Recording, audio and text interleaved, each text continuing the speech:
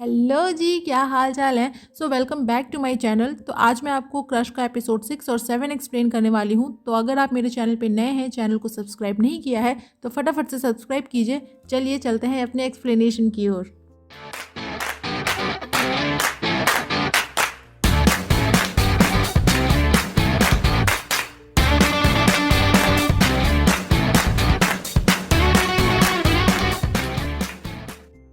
तो एपिसोड 6 के स्टार्ट में शाओवी आती है वूयान के पास और बताती है कि स्कूल में जो इवेंट होने वाला है वो उस इवेंट में पार्टिसिपेट करना चाहती है और सिंगिंग करना चाहती है। तो क्या वूयान उसकी हेल्प करेगी, बट वूयान क्या ही हेल्प करती। वो बात कराती है नियानशिन से और वो शाओवी की हेल्प करने के लिए रेडी हो जाता है।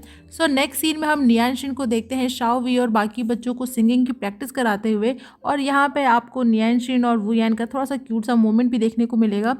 बट वापस जाते टाइम बारिश हो रही होती है और नियानशिन के पास छाता नहीं होता है। तो वूयान बोलती है कि जब तक नियानशिन की मैनेजर आती है क्यों ना वो स्टोर जाकर एक नया छाता ले ले। और दोनों वूयान के छाते में पहुंचते हैं स्टोर के पास, और बिलिंग के टाइम पे काउंटर वाला आदमी वूयान से पूछता है कि क्या उसे टॉवल चाहिए, क्योंकि वूयान पूरी भींगी होती है। वो इसलिए क्योंकि वूयान के छाते में सिर्फ नियानशिन ही आ पाया था और वूयान बारिश में भीग रही होती है, वो नियानशिन को भीगने नहीं देना चाहती थी। तो नियानशिन उसको टच करके देखता है तो वूयान सच में पूरी भींगी होती है, तो वो उसको टाल लेने को कहता है। और वूयान की इस हरकत से उसे थोड़ा अच्छा लगता है, उसको अच्छा फील होता है। फिर हम दोनों को अच्छा टाइम स्पेंड करते देखते हैं, और तभी वहाँ पे नियानशिन की मैनेजर आती है और नियानशिन वहाँ से चला जाता है।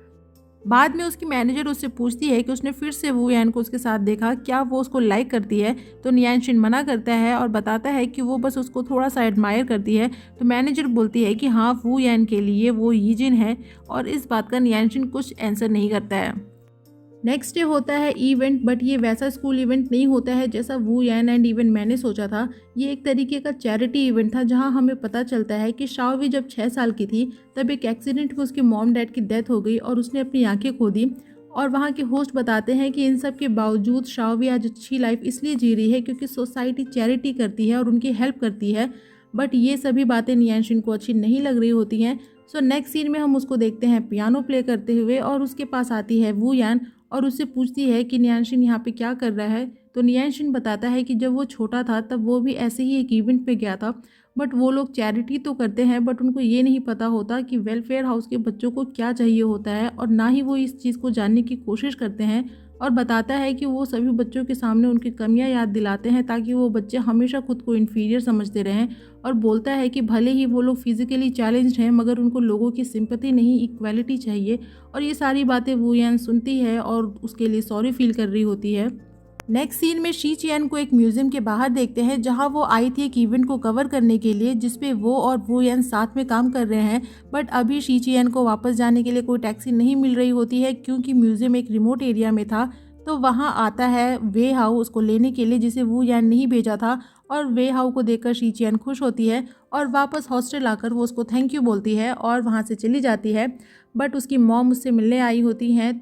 तो यहाँ हमें पता चलता है कि शी चियन और उसकी मॉम के रिलेशन अच्छे नहीं हैं, क्योंकि उसकी मॉम अपने बॉयफ्रेंड के साथ रहती हैं और अभी उनका ब्रेकअप हो गया है। वो आई हैं शी चियन के पास कुछ पैसों की हेल्प लेने के लिए। तो शी चियन उसके पास जितने पैसे होते हैं वो अपनी मॉम को ट्रांसफ़र कर देती है और अपनी मॉम को वापस घर जाने को कहती है। इधर हम नियानशिन और उसकी मैनेजर को देखते हैं, जिसे नियानशिन ने उस कपल का बैकग्राउंड चेक करने को कहा था जो शाओवी को अडॉप्ट करने वाले थे, और कहता है कि वो अच्छे से चेक करे कहीं उस फैमिली का कोई क्रिमिनल बैकग्राउंड तो नहीं है। तो मैनेजर कहती है कि नियानशिन को ज़्यादा ही सोच रहा है, वो एक नॉर्मल फैमिली है।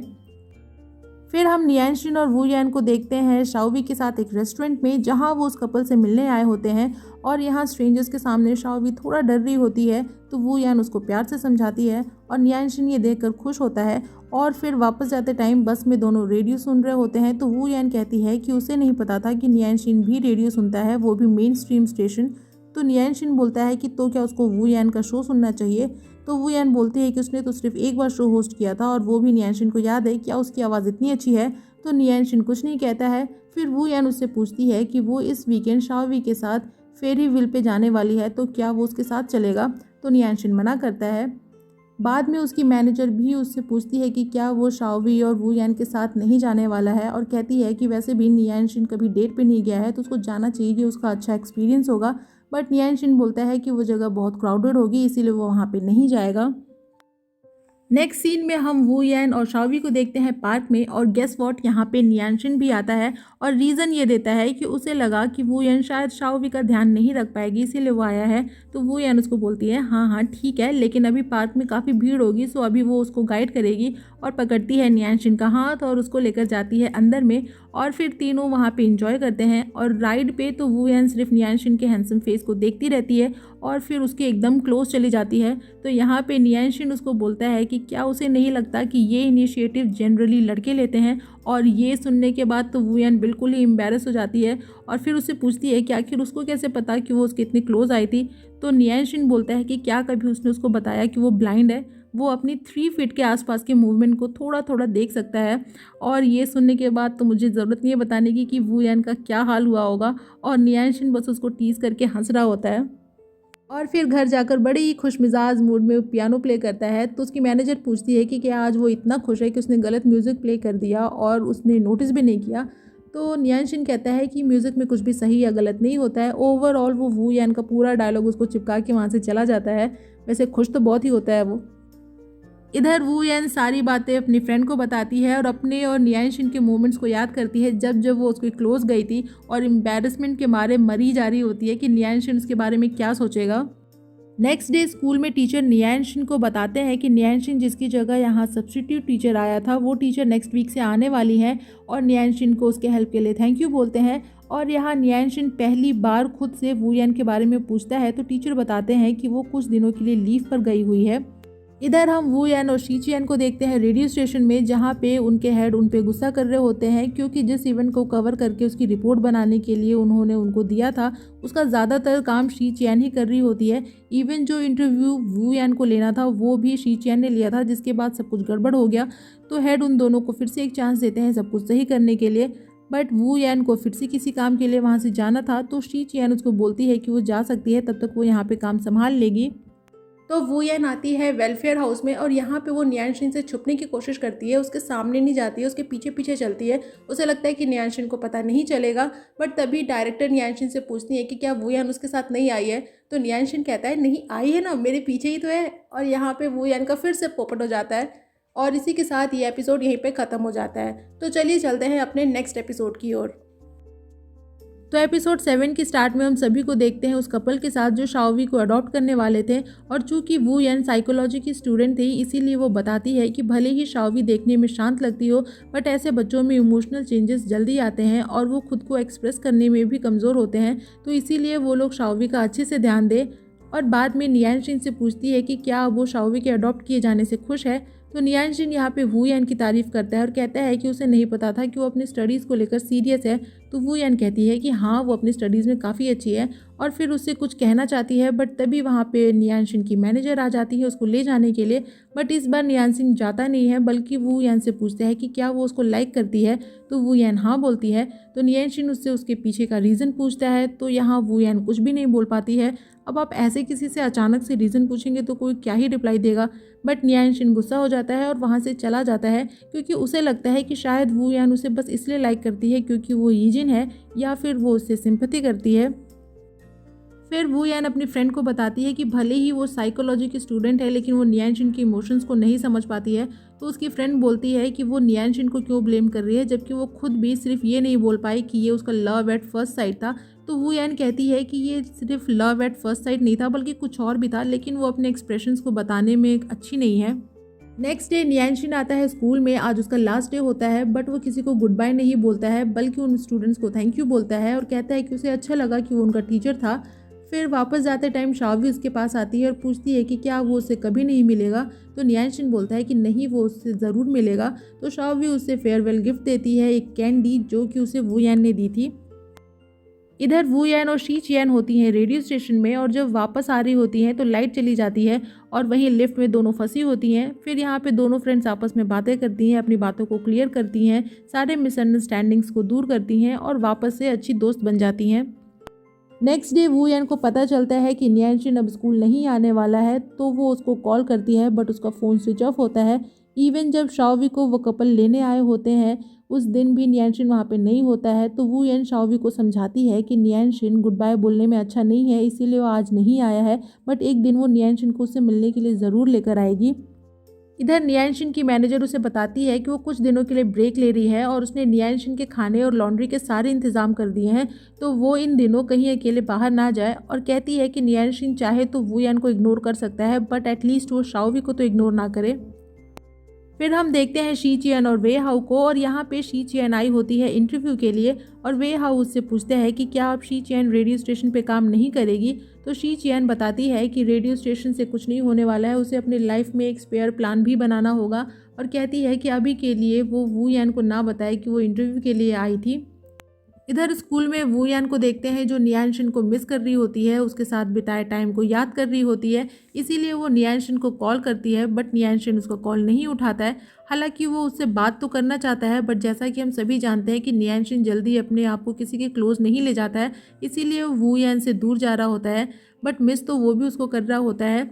यहाँ तक कि जब वो शाओवी से मिलने जाता है, यहाँ पे भी वो वू यान को मिस कर रहा होता है। इधर वू यान आई होती है अपने सभी फ्रेंड्स के साथ एक बार में, जहाँ पे शी चियन पार्ट टाइम जॉब करती है और बिल्कुल नशे में होती है, क्योंकि नियांशिन उससे बात नहीं कर रहा होता है और ना ही उसे पता होता है कि नियांशिन है कहाँ पे। तो वो शी चियन से बोलती है कि क्या वो उसके लिए गाना नहीं गाएगी, आखिर उसके फ्रेंड का दिल टूटा है।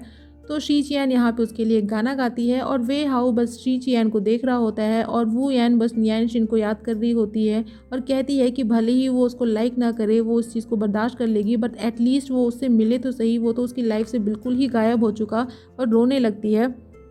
नेक्स्ट डे वू यान आती है शाओवी से मिलने के लिए, जो उससे पूछती है कि जब नियांशिन उससे मिलने आया तो वू यान उसके साथ मिलने क्यों नहीं आई।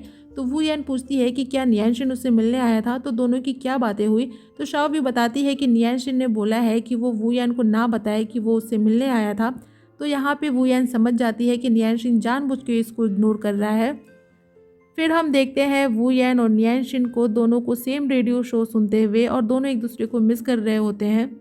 नेक्स्ट डे रेडियो स्टेशन पे वू यान को पता चलता है कि शी चियन अपनी जॉब वहाँ पे छोड़ रही है, तो वो उस पर गुस्सा करती है कि शी चियन से ही इंस्पायर होकर वो खुद भी एक रेडियो होस्ट बनना चाहती थी, बट आज शी चियन अपने सपने को क्यों छोड़ रही है। तो शी चियन बोलती है कि रेडियो स्टेशन में कोई होप नहीं है, आजकल कोई रेडियो नहीं सुनता है, और वो लोग कितनी मेहनत करते हैं एक न्यूज़ को रेडी करने में, बट उनको सुनने वाले लोग कितने कम होते हैं। बट वू यान यहाँ उस पर नाराज़ होती है अपने ड्रीम पे गिव अप करने के लिए, और कहती है कि शी चियन को जो अच्छा लगे वो कर सकती है। नेक्स्ट सीन में हम नियांशिन को रेडियो सुनते देखते हैं, जिसमें वू यान ने उसके लिए एक मैसेज दिया था कि उसे अभी भी नहीं पता कि वो उसको क्यों लाइक करती है, जबकि वो बिल्कुल भी उसके जैसा नहीं है, बहुत ही गुस्से वाला है। बट जब भी वो उसको देखती है वो सोचने पर मजबूर हो जाती है कि आखिर उसका ड्रीम बॉय कैसा होगा, और कहती है कि नियांशिन खुद को भले ही स्ट्रॉन्ग दिखाने की कोशिश करे, लेकिन वो बहुत ही सेंसिटिव है और अपने फीलिंग्स को छुपाने और दबाने में एक्सपर्ट है। तो इसीलिए वो सोचता होगा कि वू यान भी अपनी फीलिंग्स को छुपा लेगी, दबा लेगी, और इसीलिए वो उससे दूर चला गया है, बट ऐसा नहीं है। और ये सारी बातें नियांशिन बहुत ही चुपचाप और ध्यान से सुन रहा होता है। और फिर हम देखते हैं कि वो चाहता है वू यान को कॉल करना, बट नहीं करता है और खुद में ही फ्रस्ट्रेटेड होता है। और इधर वू यान को देखते हैं जिसकी तबीयत अच्छी नहीं होती है, तो वो नियांशिन को कॉल करती है और इस बार नियांशिन उसकी कॉल को उठा लेता है, बट वू यान की आवाज़ से समझ जाता है कि उसकी तबीयत अच्छी नहीं है, तो उसके लिए परेशान होता है और उसका एड्रेस मांगता है। और अगले ही पल वो होता है वू यान के घर पे, और यहाँ पे वो देखता है वू यान बिल्कुल बीमार है, तो उसको प्यार से हग करता है, और इसी के साथ ही ये एपिसोड यहीं पे ख़त्म हो जाता है।